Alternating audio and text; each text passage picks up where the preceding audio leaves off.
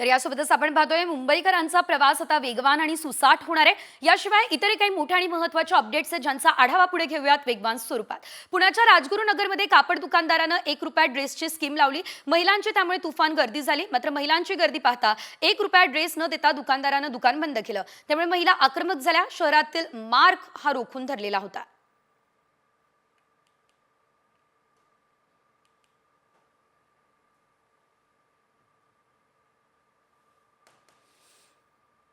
नाशिकमध्ये सटाणा वन विभागाच्या कार्यालयाबाहेर एका वन मजुराचा आत्मदहनाचा प्रयत्न बघायला मिळालेला आहे। राजेंद्र काळू साळुंखे असं आत्मदहन करणाऱ्या वन मजुराचं नाव आहे। वरिष्ठांकडून मानसिक छळ होत असल्याचा आरोप करत साळुंखेंनी आत्मदहन करण्याचा प्रयत्न केलाय।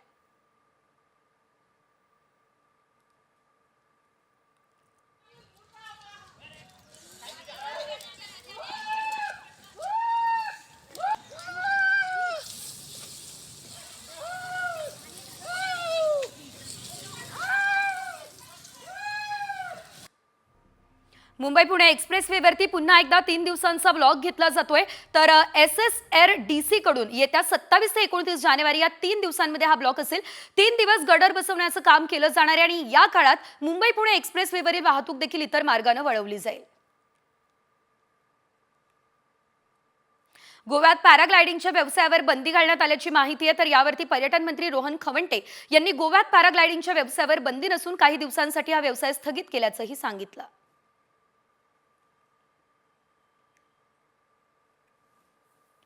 नांदेडमधल्या लोहा तालुक्यातल्या किवळा या ठिकाणी 6 दिवसांपूर्वी मृत अवस्थेत आढळलेल्या कोंबड्यांचे अहवाल पॉझिटिव्ह आले। सदर कुक्कुट पक्ष्यांना बर्ड फ्लूची लागण झाल्याचं निष्पन्न झालं।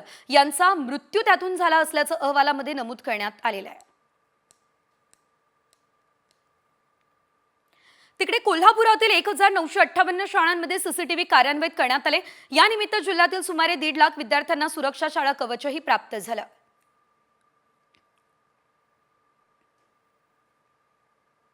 गेल्या काही दिवसांपासून मुंबईमध्ये कधी कडक ऊन तर कधी ढगाळ वातावरण अशी परिस्थिती आहे। तापमानाच्या पाऱ्यामध्ये सतत चढउतार होतोय। उकाड्यात वाढ झाली आहे। दरम्यान पुढील 1 ते 2 दिवस मुंबईमधील उकाडा असाच वाढलेला राहण्याची शक्यता सध्या तरी व्यक्त केली जाते। कल्याणमध्ये पोलिसांनी एक नवीन उपक्रम सुरू केला। शाळांमध्ये आता पोलीस काका आणि पोलीस दिदी तैनात असतील। प्रत्येक शाळेसाठी 1 पुरुष पोलीस कर्मचारी आणि 3 शाळांमागे 1 पोलीस महिला कर्मचारी तैनात असणार आहे। डेडिकेटेड पोलीस ऑफिसर आहेत त्या प्रत्येक शाळेसाठी आता सम्राट अशोक शाळेमध्ये आहोत। तर पालघर जिल्ह्यामध्ये बर्ड फ्लू रोगाचा शिरकाव झाला नसल्याची पशुसंवर्धन विभागाची माहिती आहे। जिल्ह्यात सद्यस्थितीत असणारे 20 लाख कुक्कुटपालन पक्षी पूर्णपणे सुरक्षित आहे। लवकरच लसीकरण करण्याची प्रक्रिया हाती घेण्यात आली। जिल्हा पशुसंवर्धन विभागानं खरं तर या संदर्भात माहिती दिली। कोल्हापुरात विंटेज कार आणि बाईकची रॅली निघाली आहे। कोल्हापूरमधील ऐतिहासिक दसरा चौकात 1932 ते 1990 या सालातील 200हून अधिक जुन्या आलिशान आणि रुबाबदार गाड्यांचं प्रदर्शन भरवण्यात आलं। जुन्या विंटेज कार बघण्यासाठी कोल्हापूरकरांनी गर्दी केली।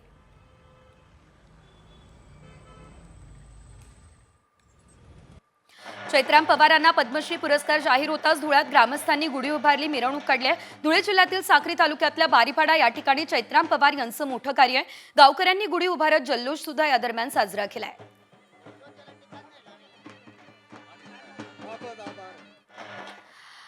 बातमी पुढची टेन्शन वाढवणारी आणि ही बातमी पुण्यातून आहे। कारण जीबी सिंड्रोमने आता टेन्शन वाढवलंय।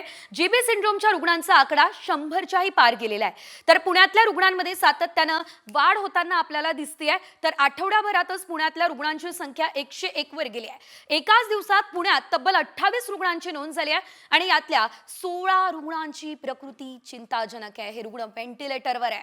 पुण्याच्या कमला नेहरू रुग्णालयामध्ये जीबीएस रुग्णांवर मोफत उपचार सुद्धा केले जाणार असल्याचं कळतं।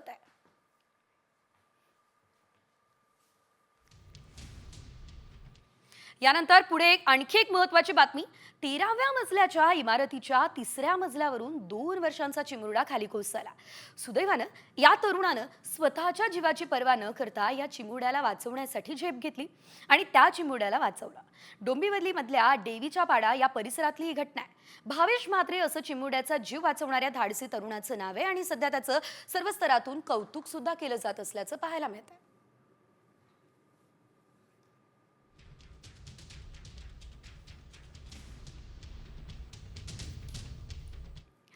यानंतर इतर काही मोठ्या आणि महत्त्वाच्या खास करून राजकीय अपडेट्स वेगवान स्वरूपात। वाल्मिक कराडला काहीही झालं नाही, सत्तेचा वापर करून त्याच्याकडे अधिकारी पाठवले जात आहे, रुग्णालयातून षडयंत्र रचलं जात आहे, हा गंभीर आरोप जरांग यांनी केलाय। त्यांनी पोलिसांचे सीडीआर काढण्याची देखील मागणी केली आहे। वाल्मिक कराडला मुंडेंमुळे व्हीआयपी ट्रीटमेंट मिळते, त्यामुळे मुंडेंचं मंत्रिपद काढून घ्या आणि कराडला कोण पाठीशी घालत होतं याचा शोध घ्या, ही मागणी संदीप क्षीरसागर यांनी केली आहे।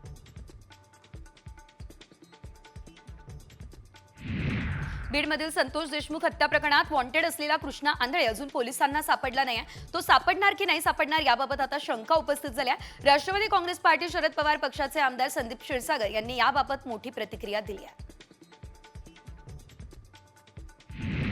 वाल्मिक कराडच्या जगमित्र कार्यालयाची सूत्र मंत्री धनंजय मुंडेंच्या बंधू अजय मुंडे यांच्याकडे वाल्मिक कराडची सर्व संपत्ती एसआयटीने जप्त करण्याची तयारी सुरू केली आहे। त्यासाठी बीड येथील विशेष न्यायालयामध्ये एसआयटी कडून अर्ज देखील दाखल झालाय। महत्त्वाचं म्हणजे मालमत्तेचा सर्व संभाव्य डेटा देखील संकलित करण्यात येतोय। सामाजिक कार्यकर्ते अंजली दमानिया यांनी वाल्मिक कराडवर उपचार करणाऱ्या सिव्हिल सर्जन अशोक थोरात यांच्यावर गंभीर आरोप केले। अशोक थोरात यांचं आलिशान हॉटेल असल्याचा आरोप सामाजिक कार्यकर्त्या अंजली दमानिया यांचा आहे। थोरात बीड रुग्णालयामध्ये सिव्हिल सर्जन आहे आणि त्यांची चौकशी व्हायला हवी असं दमानिया म्हणतात।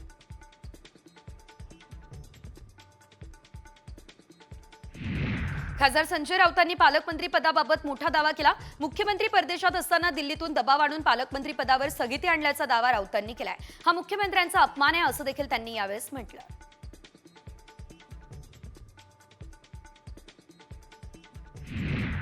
पालकमंत्री पदावरून अजित पवार यांनी आता आपल्याच पक्षाचे मंत्री नरहरी झिरवळ यांचे कान टोचले। मी गरीब असल्यानं गरीब जिल्ह्याचं पालकमंत्री केलं अशी खदखद झिरवळांनी बोलून दाखवली। मात्र झिरवळांचं हे विधान योग्य नाही असं अजितदादा बोलतायत। अजित पवार यांच्या राष्ट्रवादी काँग्रेसमधले मंत्री आता पालकमंत्री पदाच्या नियुक्तीवर जाहीरपणे नाराजी व्यक्त करत आहेत। हसन मुश्रीफांनी आपली नाराजी बोलून दाखवली। सध्या श्रद्धा आणि सबुरी ठेवण्याचा निर्णय घेतल्याचं मुश्रीफ म्हणाले।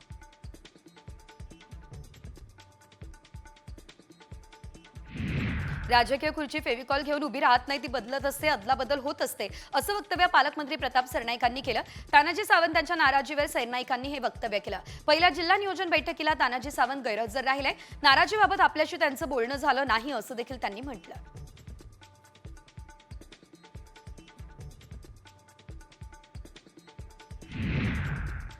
मोठी बातमी, धनंजय मुंडेंबाबतच्या आरोपात तथ्य असेल तर मुख्यमंत्री देवेंद्र फडणवीस त्यांचा राजीनामा घेतील, कारण सगळ्या गोष्टी टप्प्याटप्प्यानं होत आहे। त्यामुळे चंद्रकांत पाटलांच्या वक्तव्यामुळे वाल्मिक कराड आणि धनंजय मुंडे यांचं टेन्शन वाढलं असल्याचं बघायला मिळत आहे। प्रत्येक गोष्ट वेगळी आहे आणि राज्याचे प्रमुख माननीय देवेंद्रजी समर्थ आहेत। त्यांना जर असं वाटलं की बा ह्याच्यामध्ये काही तथ्य आहे तर ते ताबडतोब धनंजय मुंडेंना राजीनामा द्यायला सांगतील।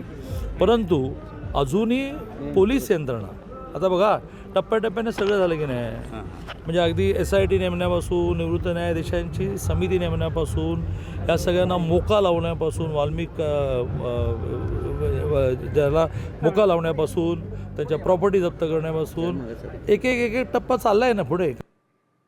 पुन्हा वळूयात वेगवान बातम्यांकडे। मनोज जरांगेंच्या सामूहिक आमरण उपोषणाचा आजचा दुसरा दिवस। कालपासून जरांगेंचं आमरण उपोषण अंतरवाली सराटीत सुरू झालं।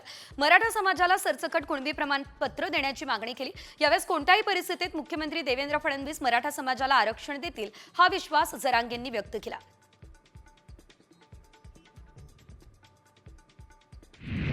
मनोज जरांगे पाटील यांच्या मागण्या मान्य कराव्यात आणि त्यांचं उपोषण थांबावं, ही मागणी मराठा आंदोलकांनी पालकमंत्री प्रताप सरनाईक यांच्याकडे केली आहे। आंदोलकांनी सरनाईक यांची भेट घेऊन निवेदन सुद्धा दिलंय।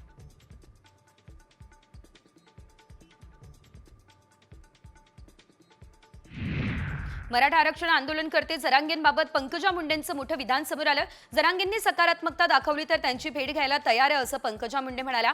मनोज जरांगे जालन्याच्या अंतरवाली सराटीत उपोषणाला बसलेत आणि पंकजा मुंडे या जालना जिल्ह्याच्या पालकमंत्री आहेत।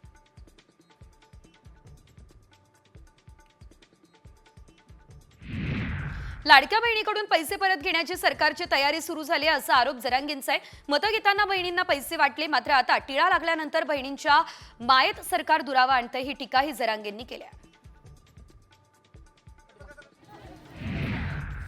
राज्यात सुरू असलेली लाडकी बहीण योजना आहे तशीच सुरू राहणार आहे. सरकारने कुठलेच निकष बदललेले नाही हे स्पष्टीकरण आदिती तटकरे यांनी दिलं.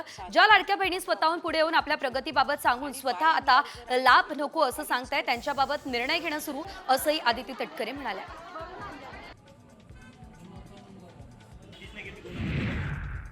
विजय वडेट्टीवार यांनी आता स्वतःच्या उपमुख्यमंत्री पदासाठी एकनाथ शिंदेंकडे प्रस्ताव आणल्याचं विधान उदय सामंतांनी केलं. मात्र 24 तासातच उदय सामंतांनी घुमजाव केलाय. वडेट्टीवार हे एकनाथ शिंदेंच्या संपर्कात असू शकतात, त्यात मी आडकाठी ठरत असल्यानं त्यांनी माझी बदनामी सुरू केली असा घुमजाव सामंतांनी केलाय. धाराशिव जिल्ह्यात शिवसेनेचे ऑपरेशन टायगर राबवण्याचे संकेत पालकमंत्री प्रताप सरनाईकांनी दिले. धाराशिव जिल्ह्यात बदल झाला तर विशेष वावगं वाटायला नको असं सूचक विधान सरनाईकांनी केलं. ठाकरे गटाचे कोणते नेते शिवसेनेच्या गडाला लागणार याचीच चर्चा सध्या रंगली. दाओसमध्ये 40,000 कोटींची गुंतवणूक रत्नागिरीत झाली, त्यामुळे मी समाधानी आहे. ही प्रतिक्रिया उद्योगमंत्री उदय सामंत यांनी दिली. कोकणात सुबत्ता येईल असा विश्वास सामंतांनी व्यक्त केला.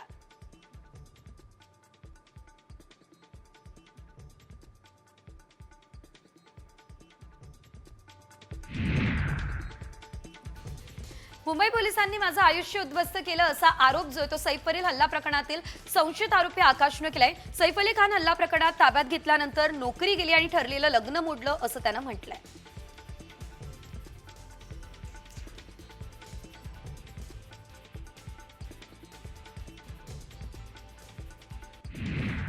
विराट कोहली 12 वर्षांनंतर रणजी ट्रॉफीमध्ये पुनरागमन करणार आहे आणि त्यासाठी तो सज्ज झालाय. विराट रेल्वे विरुद्धच्या सामन्यात खेळताना दिसेल, त्याआधी सामन्यापूर्वी तो मैदानावर घाम गाळताना दिसलाय.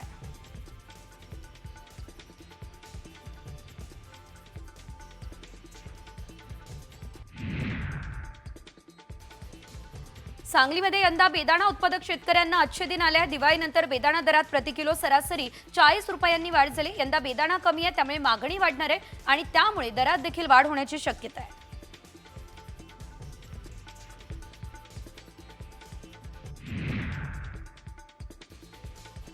कोल्हापूर बाजार समितीमध्ये कर्नाटक सीमा भागातील गुळाचे रवे येत असतात. कर्नाटकमधील गुळात साखरेचं प्रमाण आणि गुळाच्या गुणवत्तेवर साखरेच्या गाठी सापडत आहे, या तक्रारी व्यापाऱ्यांनी केल्या. त्यामुळे गुजरातसह अन्य राज्यातील बाजारपेठेत कोल्हापुरी गुळाला मागणी सुद्धा वाढली आहे.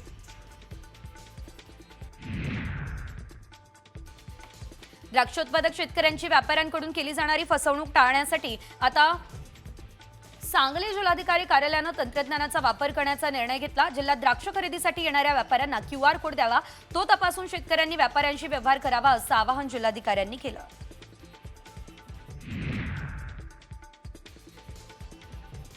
रत्नागिरीच्या मिरकडवाडा या बंदरातील शासकीय जागेवरील अनधिकृत बांधकामांवर बुलडोझर चालवण्यात आला. मत्स्य व्यवसाय आणि बंदरे मंत्री नितेश राणे यांच्या दौऱ्यानंतर धडक कारवाई झाली. अनधिकृत बांधकामं पाडण्यासाठी मत्स्य विभागानं 23 जानेवारीपर्यंत मुदत दिली.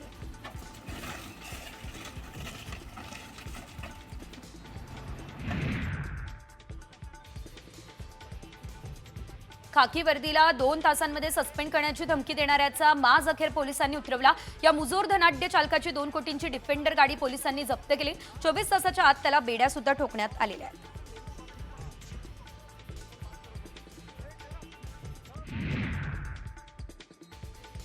विद्यापीठाची मान्यता आणि उच्च न्यायालयाचा आदेश आपल्यासाठी असताना देखील पूर्णवेळ वेतन मिळत नाही, त्यामुळे दिलीप ठोंबे या शिक्षकानं शिक्षण संचालनालयासमोर उपोषण केलं. इच्छा मरणाची परवानगी सुद्धा मागितली असल्याचं बघायला मिळतंय. सर्व मान्यता असल्यानेही आपण प्रशासकीय चुकांचे बळी ठरतोय असं प्राध्यापक ठोंबेंचं म्हणणं आहे.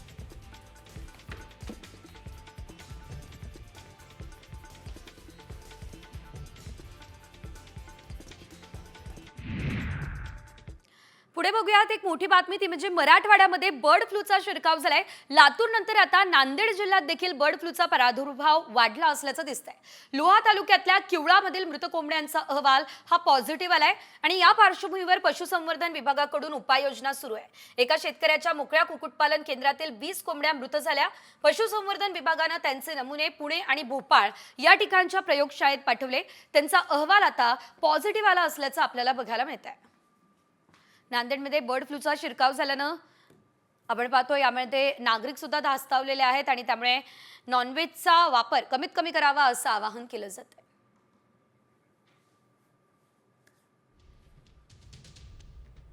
पुढे घेऊयात उर्वरित बातम्यांचा वेगवान आढावा। गडचिरोली जिल्ह्यामध्ये धान पिकासोबत इतरही भाजीपाला पिकांची शेती करण्यावर भर सध्या दिला जातोय। जिल्ह्यातील जोगी साखरा परिसरातील शेतकरी दरवर्षी कारले पिकांची लागवड करतात आणि गेल्या 2 ते 3 वर्षांपासून या भागात कारले पिकाचं उत्पादन मोठ्या प्रमाणात होत आहे।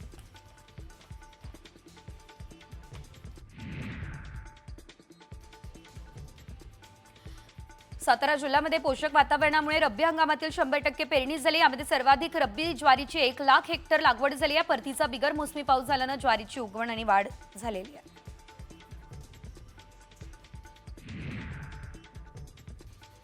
जळगाव जिल्ह्यात यंदा रब्बीच्या पेरणी क्षेत्रात तब्बल 71,000 हेक्टरने पेरा वाढलेला आहे। रब्बीला चांगले पोषक वातावरण मिळत असल्याने रब्बीचं उत्पादन वाढणार आहे।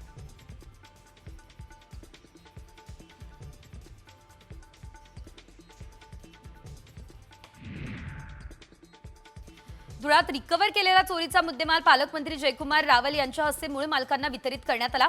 गेल्या वर्षभरातील चोरी केलेले सोन्या चांदीचे दागिने परत मिळवण्यात धुळे पोलिसांना यश आलं। सोन्या चांदीचे दागिने याशिवाय स्मार्टफोनचा यामध्ये समावेश असल्याचं पाहायला मिळत आहे।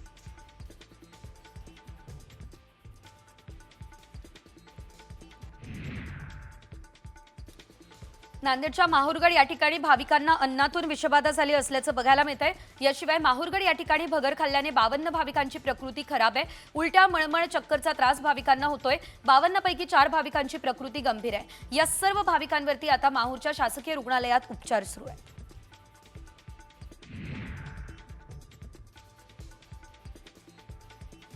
सार्वजनिक बांधकाम विभागाच्या उद्यान शाखेमार्फत नागपूरच्या विद्याभवन या परिसरामध्ये विधान भवन परिसरामध्ये 50व्या सुवर्ण महोत्सवी पुष्प प्रदर्शन आयोजित झालं। या पुष्प प्रदर्शनात 45 स्पर्धकांच्या एकूण 6 विभागामधील विविध उपविभागांतर्गत 800 प्रवेशिका दाखल करण्यात आल्या।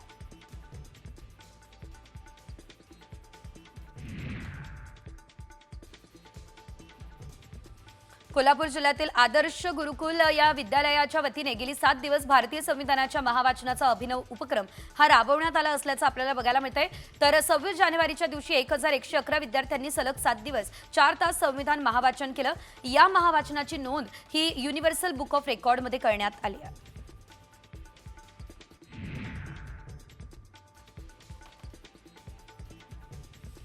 धुळे शहरातील जिल्हाधिकारी कार्यालयाच्या परिसरामध्ये भारतीय सैन्य दलातील बडतर्फ करण्यात आलेल्या सैनिकांचं आमरण उपोषण सुरू होतं। तर या आंदोलक जवानांची राज्याचे पणन आणि शिष्टाचार मंत्री तथा धुळे जिल्ह्याचे पालकमंत्री जयकुमार रावल यांनी भेट घेतली आहे। रावल यांच्या म्हणण्यावरून या जवानांनी आता उपोषण सुद्धा मागे घेतलेलं आहे।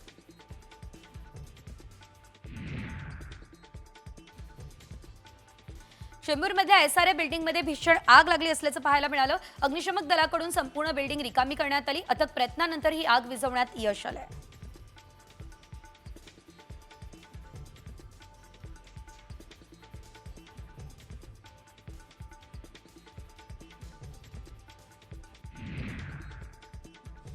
यवतमाळ या ठिकाणच्या पाटणबोरीतील जुगार अड्ड्यावरती पोलिसांनी धाड टाकली। 45 लाखांचा मुद्देमाल यावेळेस जप्त केला असल्याचं बघायला मिळालंय। 38 जणांना अटक सुद्धा झाली आहे। स्थानिक गुन्हे शाखेच्या पथकानं ही कारवाई केली आहे।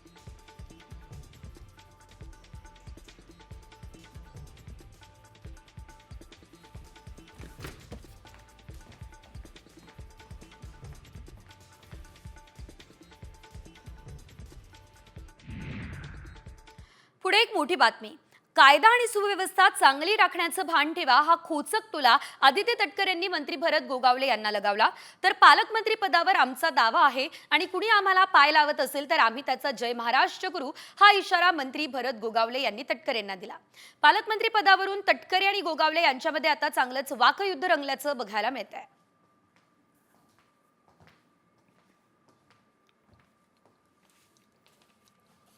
राज्याचे मुख्यमंत्री देवेंद्रजी फडणवीस साहेब, आदरणीय एकनाथजी शिंदे साहेब आणि आमचं नेतृत्व अजितदादा हे त्या संदर्भातला योग्य तो निर्णय घेतील आणि ज्याला त्याला ती जबाबदारी त्या निमित्ताने मिळेल। आमच्या सगळ्यांची मिळून एकमेव जबाबदारी आहे की राज्यामध्ये जिल्ह्यामध्ये कायदा व सुव्यवस्था ही त्या ठिकाणी राहिली पाहिजे आणि पदाची इच्छा ही व्यक्त करणं याच्यामध्ये काही चूक किंवा वावगं नाही, पण ती कशा पद्धतीनं आपण करत असतो याला अधिकाधिक महत्त्व आहे। आणि पालकमंत्री पद आमचा दावा आहे। आम्ही असं काय मागत नाही। तुम्ही जर व्यवस्थित राहिला असता तर आम्ही त्याचा विचार केला तर ह्यानेच आम्हाला समजवलं असतं, परंतु तुम्ही जे काय तुमच्या आता असले दाखवले सांगितलंय आता आमची असले काहीतरी बघा, कारण आमची पद्धत आहे. पाय लागला आम्ही पाया पडतो, जाणून बुजून कोणाला पाय लावतो. पण आम्हाला जर कोणी पाय लावायचा जाणून बुजून प्रयत्न केला तर बाकी त्याचा जय महाराष्ट्र केल्याशिवाय घात नाही, हा आमचा पण शब्द आहे. यानंतरची बातमी धाराशिवमधून. धाराशिव जिल्ह्यामध्ये शिवसेनेचे ऑपरेशन टायगर राबवण्याचे संकेत जे ते पालकमंत्री प्रताप सरनाईक यांनी दिलेले आहेत. धाराशिव जिल्ह्यामध्ये बदल झाला तर विशेष वावगं वाटायला नको, हे सूचक विधान सरनाईकांनी केलंय. त्यामुळे ठाकरे गटाचे कोणते नेते शिवसेनेच्या गळाला लागणार याचीच चर्चा रंगली आहे. भविष्यामध्ये तुम्ही बघा पुढे पुढे काय होत आहे, कारण शेवटी ठीक आहे स्वर्गीय शिवसेना प्रमुख हिंदू हृदय सम्राट बाळासाहेब ठाकरे यांचा विचार घेऊन आम्ही पुढे चाललेलो आहे आणि विधानसभेच्या निवडणुकीमध्ये ह्या राज्यातील जनतेनं दाखवून दिलेले आहे की खरी शिवसेना कोणाची, बाळासाहेबांचे खरे विचार घेऊन कोण पुढे चाललेले आहे. त्या माध्यमातून फक्त 80 जागा लढून 60 जागा निवडून आणण्याची किमया एकनाथ शिंदे साहेबांच्या नेतृत्वाखाली शिवसेनेने केलेली आहे. त्यामुळे सर्वसामान्य जनतेनं आम्हाला खरी शिवसेना म्हणून दाखवलेलं आहे, धनुष्यबाण आम्हाला दिलेलं आहे. त्यामुळे धाराशिव जिल्ह्यामध्ये सुद्धा जर काही बदल झाला तर तुम्हाला काय असं विशेष वावगं वाटायला नको. आणि आता बातमी जरा वेगळी आहे, कारण पोलिसांना नडणाऱ्या एका धनाढ्य चालकाचा माज उतरवण्यात आलेला आहे. खाकी वर्दीला 2 तासांमध्ये सस्पेंड करण्याची धमकी देणाऱ्याची रवानगी थेट पोलीस कोठडीमध्ये झाली आहे. इतकंच नाही तर या मुजोर धनाढ्य चालकाची 2 कोटींची डिफेंडर गाडी पोलिसांनी जप्त केली. छत्रपती संभाजीनगरमध्ये कुणाला बाकलीवाद VIP सायरन वाजवत महागड्या डिफेंडर गाडीमध्ये जात होता. पोलिसांनी थांबवलं आणि त्यानंतर या मुजोर धनाढ्य चालकानं पोलिसांना सस्पेंड करण्याची धमकी दिली. खाकी वर्दी काय असते हे त्याला पोलिसांनी दाखवलं आणि 24 तासाच्या आत त्याला बेड्या ठोकल्या.